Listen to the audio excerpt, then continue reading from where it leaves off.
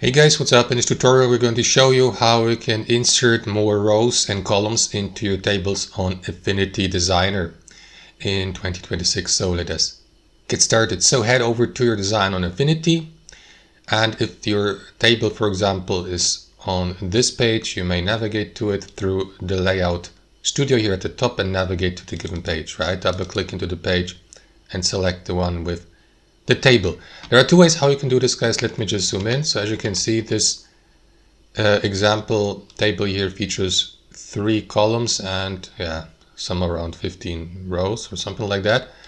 So option number 1 would be to double click into the table, and then you will see that row here and that column to the left. So what you want to do is left click into that handle here at the end of the given row and hold your left mouse to either add more columns or remove it, depending on whether you move your mouse to the left or to the right.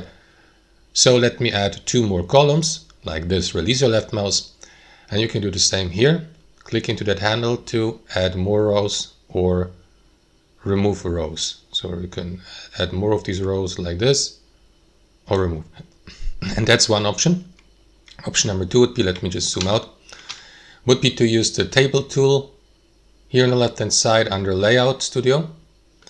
Left click, hold your left mouse and draw a table like this, and depending on how long you or how much you resize the table, the given table may feature more or less of these columns and rows. So if I do create a table of 2 by 2, it would look like this. Release your left mouse. We got 2 rows and 2 columns, and that's how it works. Thanks for watching and have a wonderful day.